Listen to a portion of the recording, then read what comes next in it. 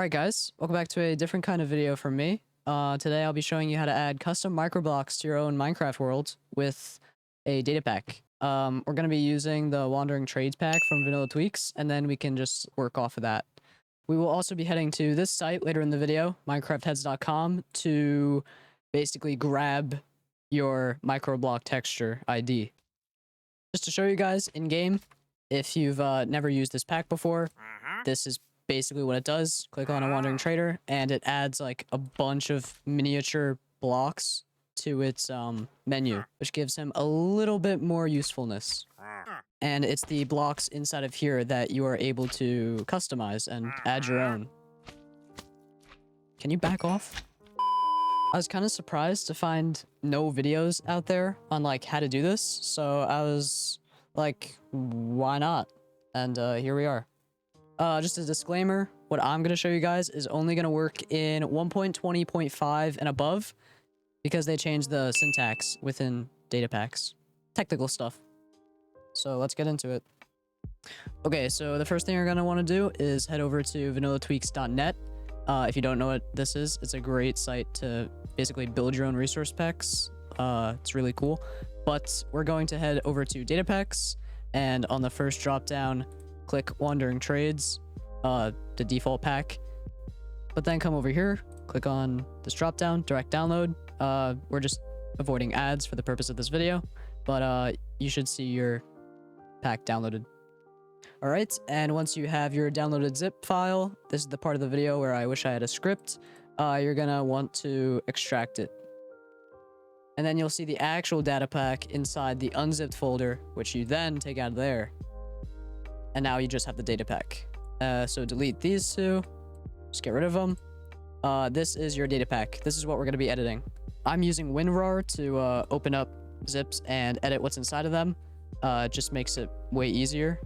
But basically, the only stuff we're touching is inside data, and then wandering trades, and then function, and then the files add trade.mc function and provide block trades.mc function. So just remember that. You can leave pretty much everything else in here alone. All right, from here on out, it gets pretty technical, so I'll try to explain best I can. We can start by going over exactly what this file is. Again, it looks like a lot, but it's not actually a lot of things you need to edit. Starting with this line, this explains what you're looking at, basically, the amount of random trades the trader will have. Down here, this is the range, 15 to 21 microblocks that a trader could be trading at one time. Minimum being 15, max being 21. That's pretty much it. Down here is another range of values. This is the trade index itself. We'll get into that in the other file. But this is also a minimum and maximum value that you will be changing if you're gonna add or remove blocks. The only values you would be changing in this file are these numbers, the minimum and the maximum of these. That's pretty much it for that. Let's close out of there. Add trade.mc function. This is where it gets pretty crazy. This is the list of every single microblock in the index of microblocks for the trader to trade.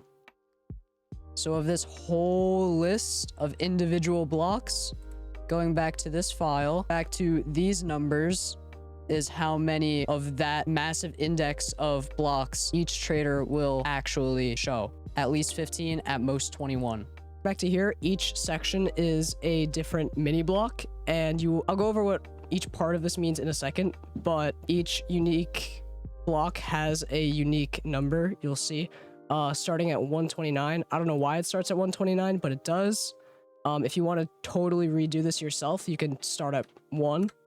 You also see numbers, I think 2 through 32. You can delete those. I deleted those already. You can delete those just so it's easier to work with. They won't show up in the pack. I don't know why they're there when you download it, but you could delete those. But just to make sure, mini ender chest is the first thing you should see on your pack. And the first value you should see is 129.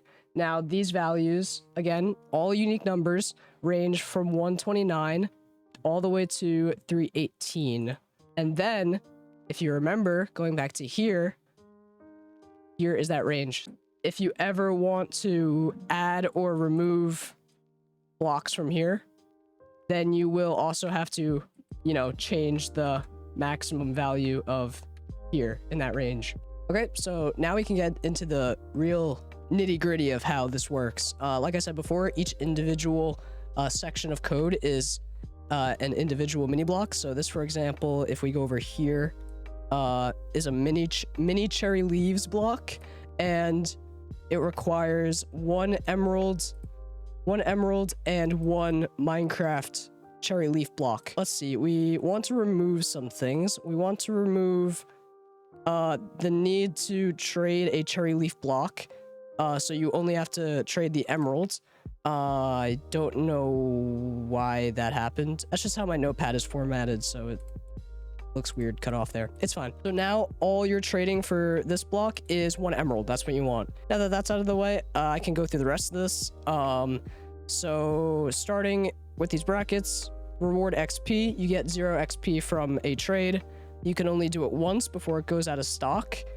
You are trading an emerald for the mini block, and it is selling a player head. The count, it is selling 8 of those mini blocks. Now you can change that number to anything. So let's just change it to 3. So per trade, you're gonna get 3 of those heads. Cool. Item name is literally the name it's going to show up in game. Leave these quotes. Mini cherry leaves. Sorry, it looks weird. What do we want to add? Let's say we want to add a clown. Okay. We want to add a cloud. There it is. It looks normal again. In quotes, clown. So that's what's gonna show up in Minecraft. Rarity is uncommon. That just means the text is gonna be white. Now everything here, profile on, properties, that is the texture. This is the next thing we're gonna change. Back to minecraftheads.com that I mentioned earlier. Let's just search for a clown head. Why not? And this site's pretty good. It has a lot of micro blocks to choose from. It's pretty awesome. Click on this one.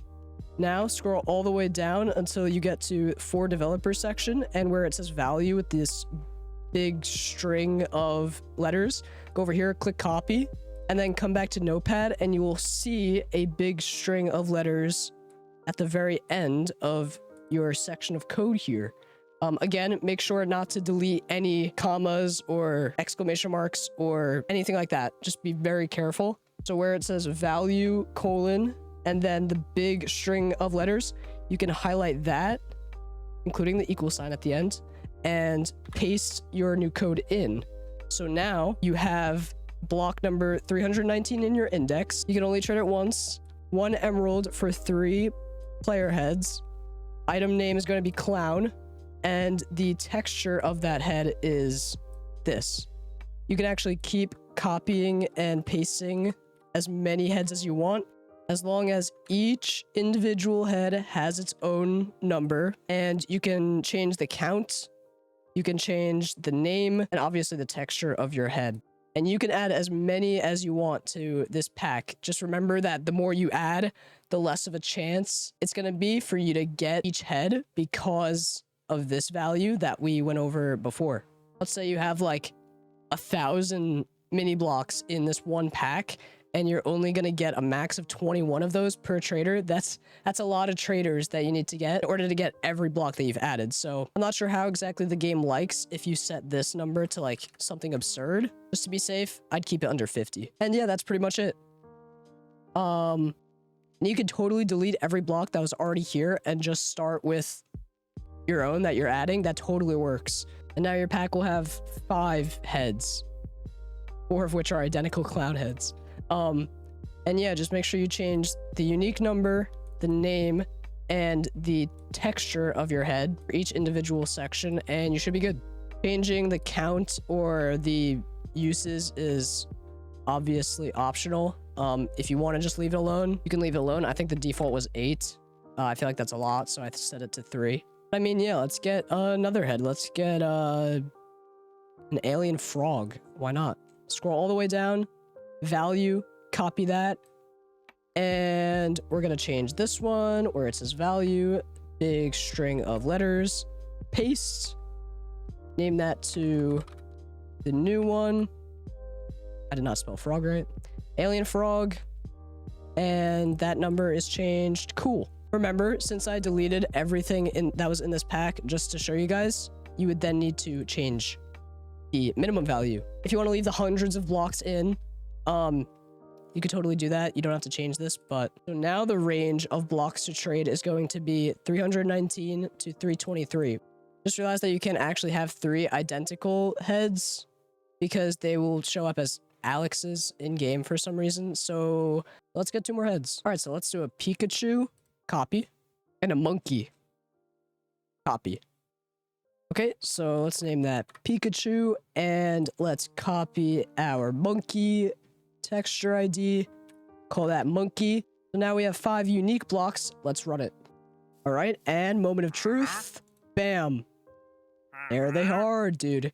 Got our clown, our alien frog, our Pikachu, our monkey, and the cherry leaves. Also, remember that only the cherry leaves have the second block that you need to trade because we deleted it for here. That's working. That's awesome. Also, for the cherry leaves, you can get 8 of them, while for the custom blocks, you can only get 3 because we also changed that. That's awesome. And yeah, everything I showed you guys is working. Remember that you guys can add as many as you want as long as you change those range of values. Make sure that those values match the amount of blocks you have in your index, and you should be good.